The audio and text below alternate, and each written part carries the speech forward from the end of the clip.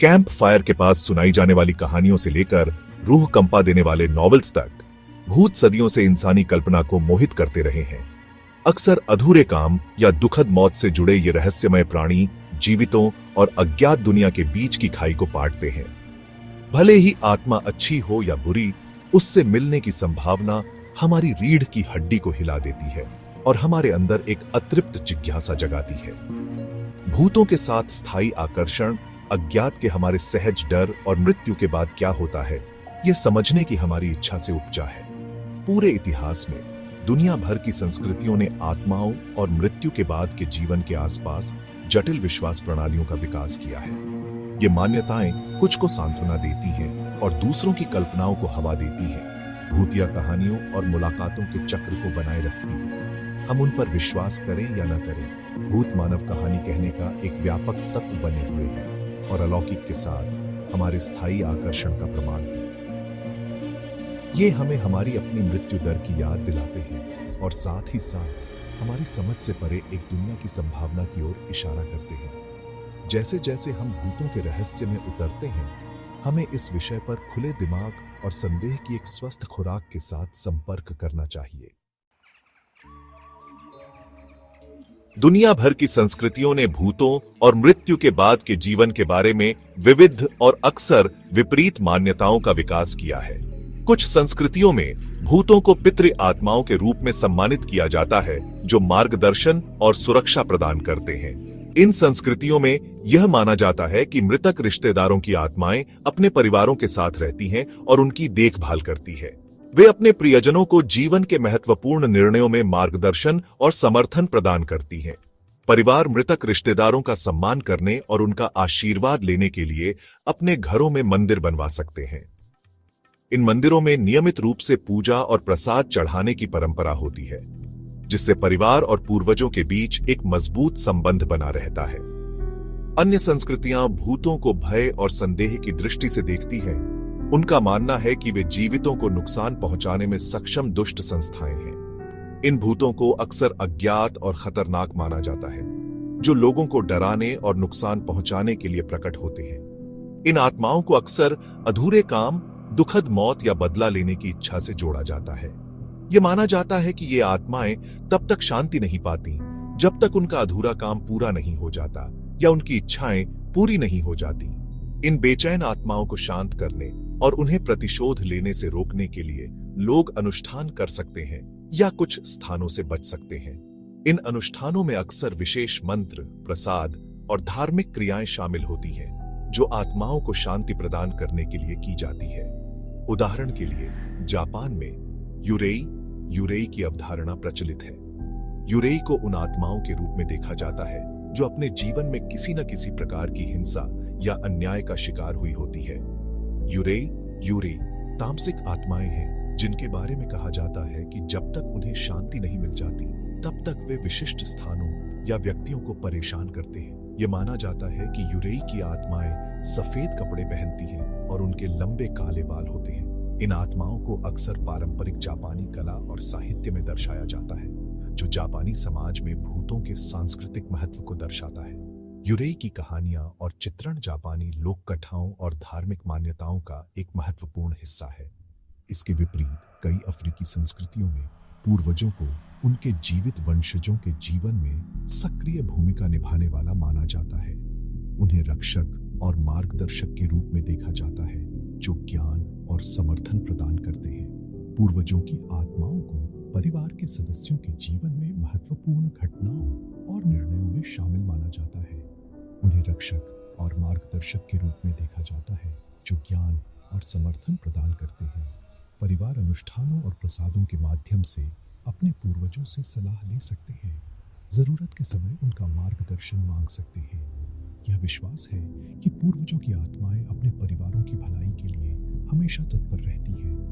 परिवार अनुष्ठानों और प्रसादों के माध्यम से अपने पूर्वजों से सलाह ले सकते हैं, जरूरत के समय उनका मार्गदर्शन मांग सकते हैं। इन अनुष्ठानों में अक्सर भोजन, पेय और अन्य वस्त्रों का प्रसाद चढ़ाया जाता है, जो पूर्वजों की आत्माओं को संतुष्ट करने के लिए किया जाता है। ये विविध सांस्कृतिक दृष्टिकोण भूतों को लेकर मान्यताओं की बहुआयामी प्रकृति को उजागर करते हैं। वे प्रदर्शित करते हैं कैसे हमारी सांस्कृतिक पृष्ठभूमि, धार्मिक विश्वास और व्यक्तिगत अनुभवों द्वारा मृत्यु के बाद के जीवन की हमारी समझ आकार लेती है। भूतों और आत्माओं के बारे में ये मान्यताएं हमें यह समझने में मदद करती हैं कि विभिन्न संस्कृतियां मृत्यु और परलोक के बारे में कैसे सोचती हैं। वे प्रदर्शित करते हैं कि कैसे हमारी सांस्कृतिक पृष्ठभूमि, धार्मिक विश्वास और व्यक्तिगत अनुभवों द्वारा मृत्यु के बाद के जीवन की हमारी समझ आकार लेती है। यह विविधता हमें यह समझने में मदद करती है कि मृत्यु के बाद के जीवन के बारे में हमारी धारणाएं कितनी जटिल और बहुआयामी हो सकती है। वैज्ञानिक समुदाय आमतौर पर भूतों के अस्तित्व को संदेह की दृष्टि से देखता है। उनके अस्तित्व का समर्थन करने के लिए अनुभवजन्य साक्ष्य की कमी का हवाला देता है। वैज्ञानिक दृष्टिकोण से चेतना मस्तिष्क की उपज है और मृत्यु सभी मस्तिष्क गतिविधियों की समाप्ति का प्रतीक है। एक कार्यशील मस्तिष्क के बिना आत्मा या आत्मा के अस्तित्व के लिए कोई वैज्ञानिक आधार नहीं है जो मृत्यु के बाद भी बनी रह सके। वैज्ञानिकों का मानना है कि मस्तिष्क की गतिविधि ही हमारी सभी भावनाओं, विचारों और अनुभवों का स्रोत है। जब मस्तिष्क की गतिविधि समाप्त हो जाती है तो चेतना भी समाप्त हो जाती है। हालांकि परामणु विज्ञान और विषम मनोविज्ञान जैसे क्षेत्रों के कुछ शोधकर्ता अस्पष्टीकृत घटनाओं की संभावना की खोज कर रहे हैं, गैप 2S, जो चेतना की प्रकृति और मृत्यु के बाद जीवन की क्षमता के बारे में सुराग प्रदान कर सकते हैं। ये शोधकर्ता वैज्ञानिक विधियों का उपयोग करके भूत या मुठभेड़ों, मृत्यु के निकट के अनुभवों और अन्य अपसामान्य घटनाओं के दावों की जांच करते हैं। उनके निष्कर्षों को अक्सर मुख्यधारा के वैज्ञानिक समुदाय से संदेह के साथ देखा जाता है, लेकिन वे मानव समझ की सीमाओं और ब्रह्मांड के रहस्यों का पता लगाना जारी रखते हैं।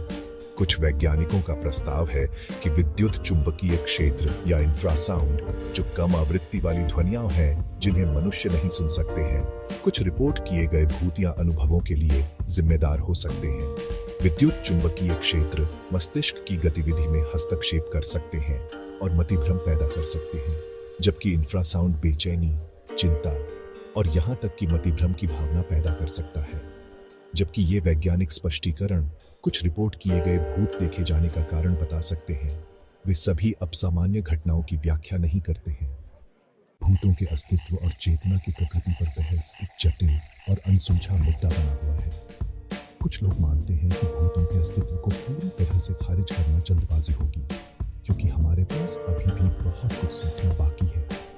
कुछ वैज्ञानिकों का प्रस्ताव है कि विद्युत चुंबकीय क्षेत्र या इंफ्रासाउंड, जो कम आवृत्ति वाली ध्वनियां हैं जिन्हें मनुष्य नहीं सुन सकते हैं, कुछ रिपोर्ट किए गए भूतिया अनुभवों के लिए जिम्मेदार हो सकते हैं। विद्युत चुंबकीय क्षेत्र मस्तिष्क की गतिविधि में हस्तक्षेप कर सकते हैं और मतिभ्रम पैदा कर सकते हैं, जबकि इंफ्रासाउंड बेचैनी, चिंता और यहाँ तक कि मतिभ्रम की भावना पैदा कर सकता है। जबकि ये वैज्ञानिक स्पष्टीकरण कुछ रिपोर्ट किए गए भूत देखे जाने का कारण बता सकते हैं, वे सभी अपसामान्य घटनाओं की व्याख्या नहीं करते हैं। भूतों के अस्तित्व और चेतना की प्रकृति पर बहस एक जटिल और अनसुलझा मुद्दा बना हुआ है। विद्युत चुंबकीय क्षेत्र मस्तिष्क की गतिविधि में हस्तक्षेप कर सकते हैं और मतिभ्रम पैदा कर सकते हैं, जबकि इंफ्रासाउंड बेचैनी, चिंता और यहाँ तक कि मतिभ्रम की भावना पैदा कर सकता है। जबकि ये वैज्ञानिक स्पष्टीकरण कुछ रिपोर्ट किए गए भूत देखे जाने का कारण बता सकते हैं, वे सभी अपसामान्य घटनाओं की व्याख्या नहीं करते हैं। भूतों के अस्तित्व और चेतना की प्रकृति पर बहस एक जटिल और अनसुलझा मुद्दा बना हुआ है। जबकि ये वैज्ञानिक स्पष्टीकरण कुछ रिपोर्ट किए गए भूत देखे जाने का कारण बता सकते हैं, वे सभी अपसामान्य घटनाओं की व्याख्या नहीं करते हैं। वे सभी अपसामान्य घटनाओं की व्याख्या नहीं करते हैं। भूतों के अस्तित्व और चेतना की प्रकृति पर बहस एक जटिल और अनसुलझा मुद्दा बना हुआ है। भूतों के अस्तित्व और चेतना की प्रकृति पर बहस एक जटिल और अनसुलझा मुद्दा बना हुआ है। पूरे इतिहास में अनगिनत व्यक्तियों ने भूतों के साथ मुठभेड़ों की सूचना दी है, जिसमें क्षणभंगुर झलक से लेकर पूर्ण रूप से प्रकट होने तक शामिल है। कुछ लोग कहते हैं कि उन्होंने अस्पष्ट छायाओं को देखा है, जबकि अन्य ने पूरी तरह से स्पष्ट आकृतियों का सामना किया है। ये कहानियां पीढ़ियों से चली आ रही हैं या दोस्तों और परिवार के बीच साझा की जाती है और हर बार सुनने वाले को रोमांचित कर देती है, अलौकिक के साथ हमारे आकर्षण को बढ़ावा देती है। और भूतों के अस्तित्व के लिए किस्से के रूप में प्रमाण प्रदान करती है। ये कहानियां हमें अज्ञात की ओर खींचती हैं, हमें सोचने पर मजबूर करती हैं कि क्या वास्तव में कुछ और है। एक प्रसिद्ध उदाहरण किंग हेनरी अष्टम की दूसरी पत्नी एनी बोलिन की कहानी है। एनी बोलिन का भूत, जो अब भी टॉवर ऑफ लंदन में देखा जाता है, इतिहास और रहस्य का एक सम्मोहक मिश्रण है। राजद्रोह और व्यभिचार का आरोप लगने के बाद 1536 में एनी का सिर कलम कर दिया गया था। उसकी दुखद मृत्यु ने उसकी आत्मा को शांति नहीं दी। किंवदंती है कि उसका भूत अभी भी मोती का हार पहने हुए है, जो उसने अपने वध के समय पहना था, और वह टॉवर ऑफ लंदन के गलियारों में भटकती रहती है, लंदन के टॉवर को सताती है जहां उसे कैद किया गया था। कई आगंतुकों और गार्डों ने उसकी प्रेत को देखने की सूचना दी है, और यह दृश्य अक्सर उसकी मृत्यु की बरसी पर देखा जाता है। आगंतुकों और गार्डों ने उसकी प्रेत को देखने की सूचना दी है, अक्सर उसकी मृत्यु की बरसी पर। यह कहानी हमें याद दिलाती है कि इतिहास और रहस्य कितने गहरे जुड़े हुए हैं, अक्सर उसकी मृत्यु की बरसी पर। यह कहानी हमें याद दिलाती है कि इतिहास और रहस्य कितने गहरे जुड़े हुए हैं।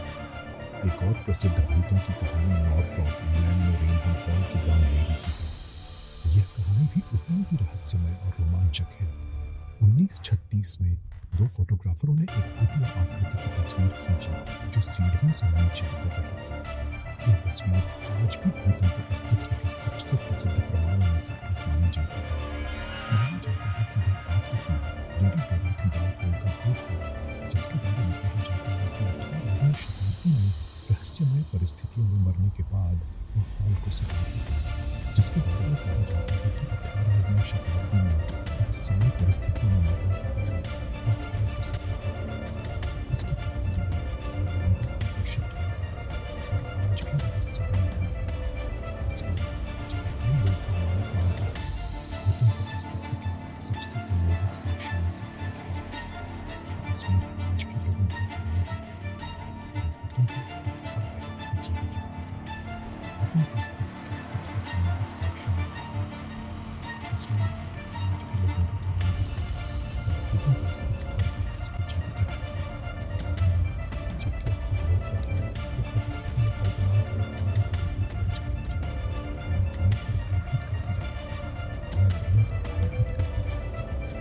सोचने पर मजबूर करता है कि वास्तव में कुछ और है जो हमारी समझ से परे है।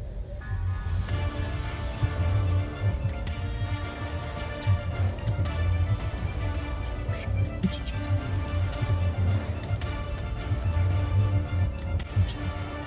सोचने पर मजबूर करती है। वास्तव में कुछ और शायद कुछ चीज़ों को खींचती है, हमें सोचने पर मजबूर करती है कि क्या वास्तव में कुछ और है।